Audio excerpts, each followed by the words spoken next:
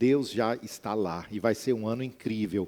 Para a nossa família missionária vai ser um ano incrível, porque eu tenho certeza que o Senhor já está lá.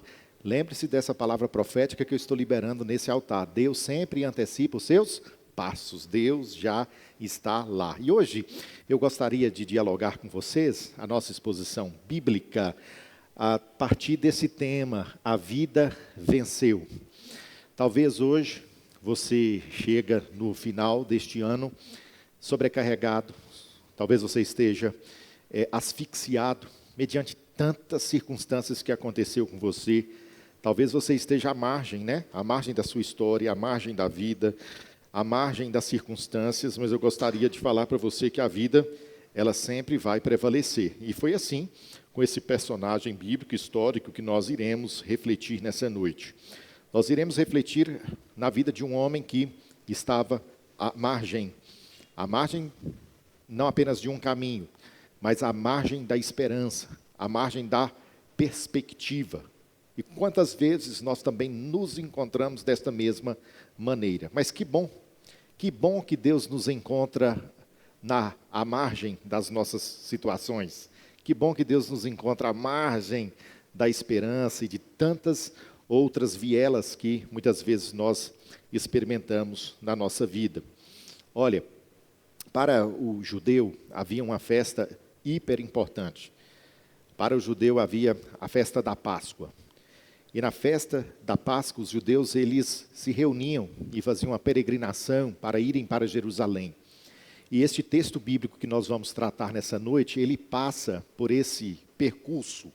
Quando Jesus chega em Jericó e depois ele sai desta cidade chamada Jericó, eles estão em direção à cidade de Jerusalém. Quando o adolescente fazia 12 anos, eles recebiam uma certa convocação, um convite, para poderem irem para a peregrinação da festa de Jerusalém.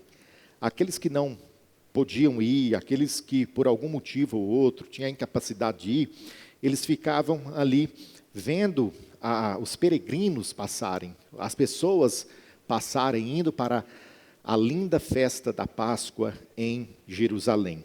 E hoje, um convite que eu quero fazer a você, eu quero convidar a você para que você deixe essa história conversar com a sua história de vida.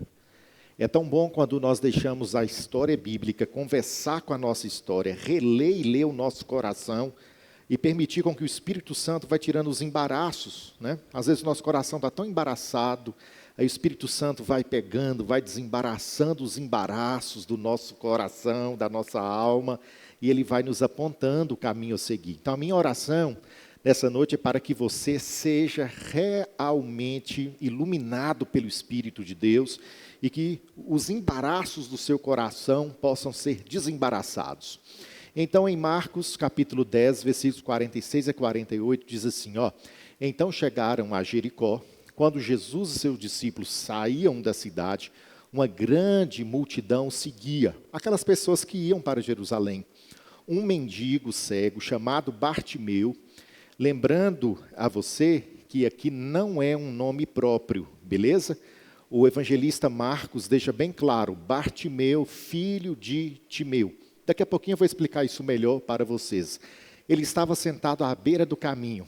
Quando então Bartimeu soube que Jesus de Nazaré estava perto, começou a gritar, imagino, um homem, com tantos problemas que ele estava enfrentando, um homem que não tem a identidade revelada, um homem que é conhecido pelo seu ancestral, um homem que estava à mercê da sociedade, um homem cego, imagino, ele sabendo, Jesus está passando por aqui, aquele homem começa a gritar, aquele homem então começa, Jesus, filho de Davi, tem misericórdia de mim. Sabe aquela oportunidade que a gente tem? Eu estava falando com o Gleicinho hoje de manhã sobre uma situação de um rapaz, e eu disse algo para ele que eu li essa semana. Oportunidade tem asas.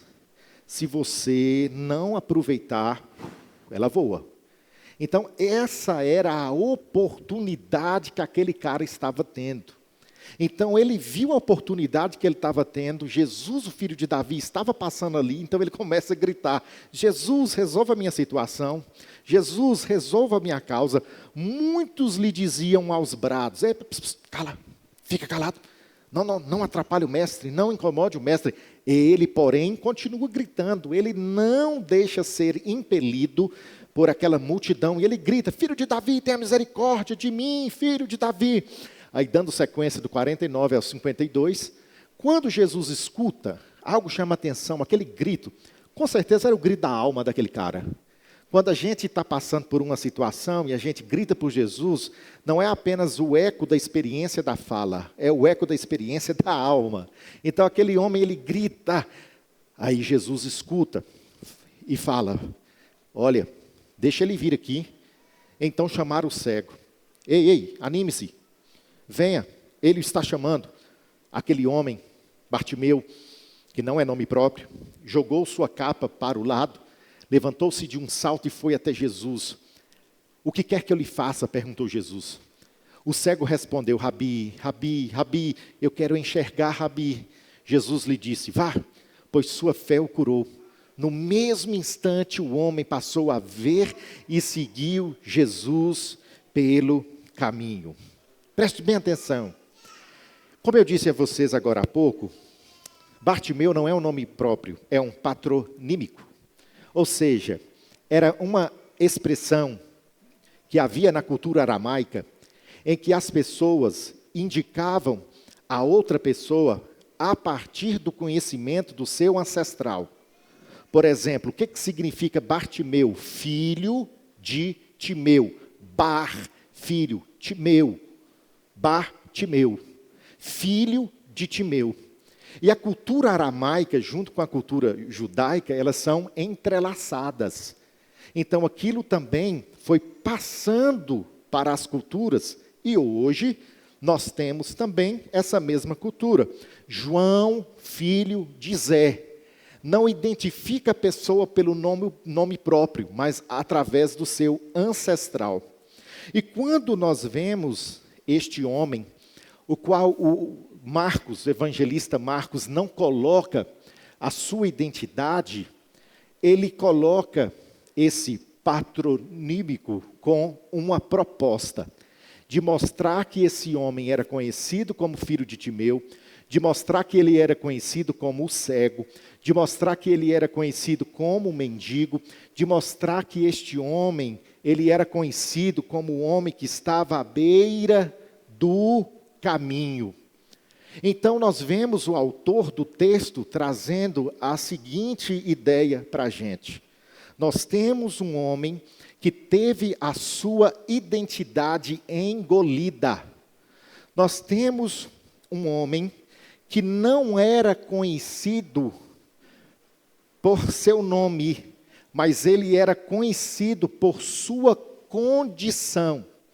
O filho de Timeu, o cego, o mendigo, o homem que está assentado à beira do caminho. E muitas vezes, nós chegamos até este lugar desta mesma forma. As situações da vida nos fizeram perder a nossa identidade de quem nós realmente somos e passamos, então, a levar a condição daquilo que nós vivemos. Só que eu gostaria de dizer a você que a sua vida não pode ser definida por um trecho da caminhada, mas pelo encontro com Jesus. A vida daquele homem não podia ser definida pela condição que ele se encontrava.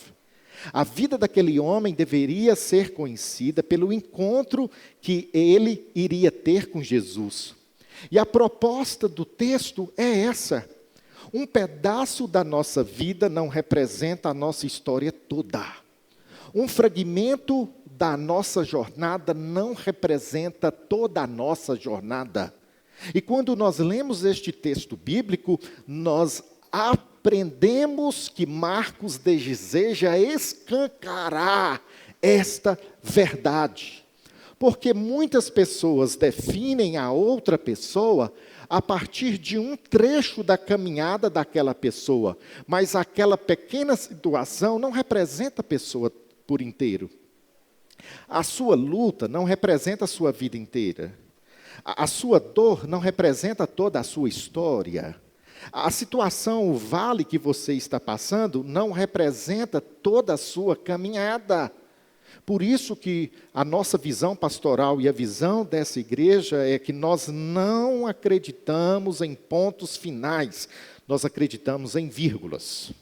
Nós não acreditamos que a pessoa não pode ressignificar a sua vida. A pessoa pode ressignificar a sua vida. Nós não acreditamos que a pessoa não possa recomeçar. Nós não carregamos a síndrome de Gabriela. Eu nasci assim, vou viver assim, vou morrer assim. Gabriela, não. Nós carregamos a verdade do Evangelho. Então, nós não acreditamos que um ser humano não tenha jeito. Nós acreditamos que esta pessoa está passando por um processo, mas ela pode sim ressurgir, ela pode ser resgatada, a sua história pode ser ressignificada e ela pode recomeçar em Cristo Jesus. Então nós entendemos aqui nesta casa que qualquer pessoa em Cristo Jesus pode se levantar. Nós acreditamos aqui nessa casa que qualquer pessoa ela pode recuperar sua dignidade. Nós acreditamos nesta casa que qualquer pessoa pode continuar caminhando, porque Deus é o Deus da segunda chance, Deus é Deus da segunda oportunidade. Então, quando nós lemos este texto bíblico, nós compreendemos que a multidão ela não tem autoridade para calar a nossa história. A multidão estava tentando calar a voz daquele homem. Observa o que o texto bíblico diz. Muitos lhe diziam aos brados, calem-se. Muitos tentaram silenciar aquele homem. Hoje, nós não temos a multidão de pessoas tentando nos silenciar, mas talvez tenhamos vozes internas no nosso coração. Talvez você tenha vozes dentro de você dizendo a você, nunca você vai dar certo, você é um fracassado, você não é bom o suficiente, você é inútil, ninguém te quer. Talvez o seu homem interior, o seu coração, talvez escute essas vozes. A multidão dessas vozes dentro do seu coração, no seu homem interior, feridas que nunca cicatrizaram, existem pessoas que carregam feridas na alma que as pessoas não conhecem. E essas feridas, elas vão falando alto, elas vão pesando na jornada, elas vão pesando na caminhada. Quantas pessoas que cresceram sem a presença paterna, cresceu com a mãe, ou talvez cresceu sem a presença materna, cresceu com o pai. Quantas pessoas foram criadas por tios, por avós, quantas pessoas foram criadas por outras pessoas, e elas carregam o peso do abandono. Quantas pessoas enfrentaram o desgosto de uma traição. Quantas pessoas passaram pelo desprazer da traição, e isso fere a alma, isso fere o coração. E essas vozes vão avolumando, essas vozes vão ensurdecendo o ser. Quantas pessoas enfrentaram rejeições, quantas pessoas lidam com a vergonha, com a culpa, com o medo. Note que eu acabei de dizer para vocês que hoje, talvez nós não tenhamos a multidão de pessoas, mas tenhamos a multidão de vozes no nosso homem interior, dentro do nosso ser, tentando silenciar o projeto que Deus tem para a nossa vida. Porque cada vez que nós lidamos com essas vozes, a nossa vida vai ficando paralisada. Cada vez que nós vamos deixando essas vozes ganharem musculatura dentro do nosso coração, o que acontece? Nós vamos paralisando no projeto daquilo que Deus tem para nós. Eu gosto muito de uma frase de Agostinho de Hipona, que ele diz, inquieto está o nosso coração enquanto não repousa em Deus. O nosso coração está inquieto enquanto ele não repousa em Deus. O nosso coração fica à deriva das tempestades, das circunstâncias, porque muitas vezes nós colocamos o nosso coração nessas vozes interiores que nós ouvimos. E Deus trouxe você aqui nessa noite para que você saia desse ambiente onde essas vozes têm tentado silenciar aquilo que Ele tem para a sua vida, e para que você vá para uma nova estação, para que você vá para um novo tempo, para que você entre no ano de 2026 totalmente renovado, restaurado, restituído e restabelecido pelo poder de Deus. Então Deus trouxe você aqui hoje para que você tire hoje o peso desta capa que você tem carregado, o peso dessa angústia que você tem carregado, dessas vozes que acompanham a sua história. Hoje é o tempo de ruptura. Deus deseja romper essas vozes que têm atrapalhado a sua jornada, a sua caminhada, e fazer com que você viva um novo tempo, uma nova história, e fazer com que você usufrua do melhor dele para a sua vida, porque Deus, Ele pode restabelecer a sua vida da maneira que você nunca imaginou, da maneira que você nunca pensou, da maneira que você mesmo nunca elaborou, porque os planos de Deus são melhores e maiores do que os nossos. Os planos de Deus são melhores do que os nossos planos. Então esta é a noite de reconfigurar o seu coração. Pare de dar ouvido a vozes que têm tentado silenciar aquilo que Deus tem para a sua vida. O seu ano de 2026 vai ser melhor do que 2025. O seu ano de 2026 vai ser melhor do que esse tempo, porque Deus, Ele tem poder para fazer algo extraordinário na sua vida. Pare de colocar o seu coração, pare de colocar o seu coração na situação, pare de colocar o seu coração nas multidões e coloque o seu coração em Deus. Coloque o seu coração no Senhor. Por isso, nós recebemos esse convite nessa noite também a entender que é apenas uma fase, meu amigo. Pare de pensar que é o capítulo final da sua história. É apenas uma fase. Eu não tenho costume de fazer isso, mas hoje eu vou fazer. Vira para esse vizinho que está do seu lado e diga para ele e para ela: é só uma fase. É só uma fase. Ô glória, eu gostei desse glória. Eu gostei, quem deu esse glória? Eu gostei desse glória. É só uma fase. Observe bem o que o texto bíblico diz, Marcos 10, 49, 51a. Quando Jesus ouviu, Jesus parou. Olha que coisa linda essa imagem, gente. Um homem à mercê dos problemas. Jesus parou. Jesus parou para um homem cego, para um mendigo, para um homem que estava à beira do caminho e que nem identidade no texto ele tem. Uau! Isso é só Jesus que faz. Jesus parou. Por que Jesus parou para dar atenção a esse cara? Jesus parou para dar atenção a esse cara porque Jesus não se comove por currículo religioso. Jesus não se comove com o passado que talvez tenha dado certo ou tenha dado errado. Jesus se comove com um clamor sincero. Independente do currículo religioso daquele homem, Jesus não se comove com currículo religioso. Independente se o passado dele foi bem resolvido ou mal resolvido, Jesus não se comove com isso. Jesus se comove com o que o salmista disse: os sacrifícios para Deus são espírito quebrantado. A um coração quebrantado e contrito não desprezarás, ó Deus. E o coração daquele homem estava disposto, o coração daquele homem estava aberto para Deus.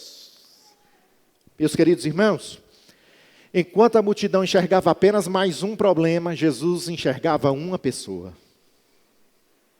Eu vou repetir. Enquanto a multidão enxergava mais um problema, Jesus enxergava mais uma pessoa.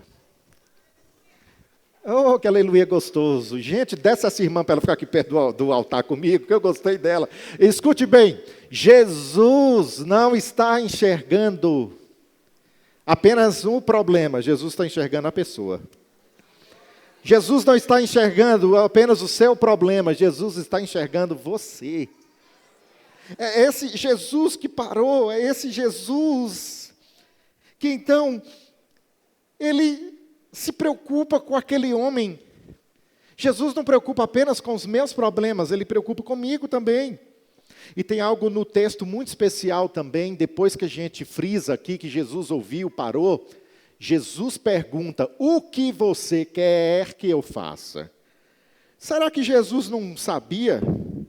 Será que Jesus estava em busca de informação? Engano seu. Jesus não está em busca de informação, Jesus não sabia do problema daquele homem, Jesus estava dando voz ao silêncio. Ah, meu Deus! Jesus estava dando voz ao silêncio. Jesus dá voz para aquele homem. Quando Jesus pergunta para aquele homem: o que você quer que eu faça com você? Jesus está falando para aquele homem: você pode voltar a desejar, a enxergar. Gente, às vezes a gente é tão machucado pela vida que a gente desiste de pedir, que a gente desiste de orar, que a gente desiste de colocar algo. Ah, poxa, eu já estou tão traumatizado com isso que eu não vou nem pedir mais para Deus. Ei, Jesus trouxe você aqui hoje para dizer a você que Ele está disponível para ouvir a sua voz, independente dos traumas e das batalhas da vida que você enfrentou. Jesus está dizendo a você: você pode voltar a pedir, você pode voltar a clamar, você pode voltar a ter voz. Jesus devolve a dignidade para aquele homem. Por quê? Porque eu não sou o que aconteceu comigo. Você é bem mais do que isso. Meu Deus, irmãos, você não é o que aconteceu com você. Você é bem maior do que aconteceu com você. Aquele homem era bem maior do que a sua cegueira. Aquele homem era bem maior do que o seu problema social. Aquele homem era bem maior do que a falta de identidade que o evangelista Marcos coloca ali no livro, no Evangelho. Você é bem maior do que aconteceu com você. Aí você, então, talvez falhou e você interpreta que você é um fracasso. Eu vim dizer para você que você não é um fracasso. Você apenas falhou, mas você não é um fracasso. Eu vim dizer a você que talvez você esteja passando por um problema, mas você não é um problema. Eu vim dizer a você que você recebeu um diagnóstico, mas você não é o seu diagnóstico. Olha como Deus dilata a consciência daquele homem e dilata a consciência da igreja nessa noite. Ufa, eu sou maior do que o meu problema. Eu sou maior do que a situação que eu estou enfrentando. E por fim, este lindo texto nos mostra que o encontro com Jesus redefine a história daquele homem. Minha gente, a princípio, a gente lê esse texto aqui em Marcos 10, 51 e 52... O cego respondeu: Rabi, quero enxergar. Mestre, quero enxergar. Jesus lhe disse: vá, pois a sua fé o curou. No mesmo instante, o homem passou a ver. Que bacana. A gente pensa que o texto chegou no limite, mas esta não é a cereja do texto. A cereja do texto é isso aqui, ó. Isso aqui é um detalhe. A cereja é esta. E aquele homem passou a ver e seguiu Jesus pelo caminho. Ele foi curado? Foi, mas não foi apenas o físico. Os olhos da alma daquele homem se abriu. Porque quando o texto bíblico coloca que ele seguiu Jesus pelo caminho, ele agora passa a ser um seguidor de Cristo. E o mais importante, meu amiguinho, minha amiguinha que está aqui comigo nessa noite, não é você receber uma cura. Porque você pode ir para o inferno enxergando. Meu Deus. Quem é essa? Eu gosto disso. É desses mistérios na igreja. É forte mesmo, irmã. Você pode ir andando para o inferno. Minhas pernas estão boas. Você pode ir andando. Da mesma forma que você pode ir cego fisicamente para o céu. Da mesma forma que você pode ir, né? Talvez aqui esteja numa cadeira de roda, mas no céu você vai voltar a andar. Então, o mais importante aqui não é essa cura física, mas é a cura espiritual. Por isso que eu não estou aqui só para pregar. Lógico, essa igreja ministra a cura física, quantos testemunhos a gente vê aqui, Mas o que nós queremos mais pregar aqui é o que o profeta Isaías disse: ele foi pisado por nossas enfermidades. E as nossas enfermidades são enfermidades espirituais. A pior enfermidade da alma do homem é o pecado. Jesus pode curar sua alma, Jesus pode curar você, meu irmão. Por isso essa imagem que eu trago aqui, de um cara que era conhecido por sua condição, há um movimento dentro da alma desse homem, ele agora está de pé, ó. Olha o que Deus faz, Carla. Deus nos tira de um ambiente e nos transporta para outro ambiente. Há um movimento no nosso homem interior, porque Deus é Deus de movimento. Olha o que essa filósofa judia disse: a verdade é encontrada quando a alma desperta. A verdade, nós só encontramos a verdade quando a sua alma, ela desperta. Por isso é noite, meu querido amigo, minha querida amiga, de despertar a sua alma para o Senhor, de despertar o seu coração para o Senhor.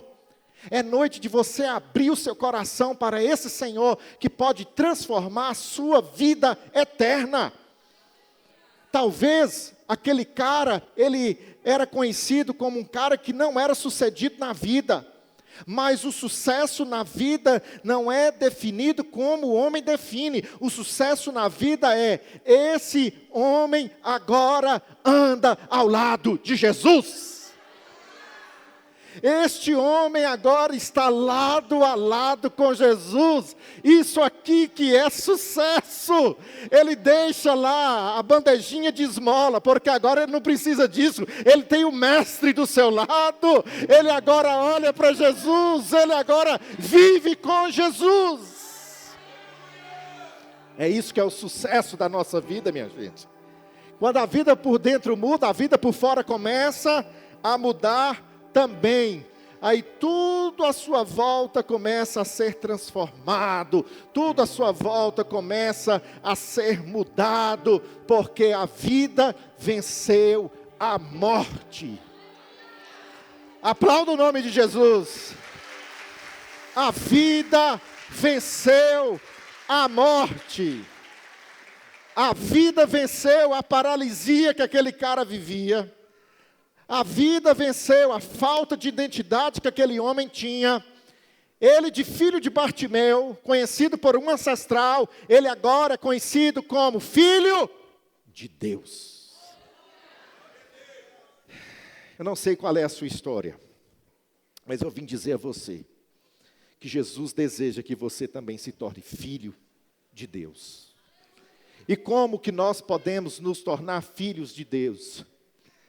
Reconhecendo Jesus como nosso único e suficiente Salvador. Entregando o nosso coração a Ele. Talvez hoje você esteja à margem da sua história de vida, como Bartimeu, esse homem, filho de Timeu. Talvez você é conhecido por sua família. Fulano, filho de Ciclano. Jesus deseja que você seja conhecido pela história que Ele está escrevendo na sua vida. Olha, fulano tinha a vida assim, mas ela agora tem Jesus, e a vida dela é uma outra vida, porque agora ele teve a vida transformada. Por isso, nessa noite, eu queria pedir que você colocasse a mão no seu coração, todos da igreja, feche os olhos, coloque a mão no coração.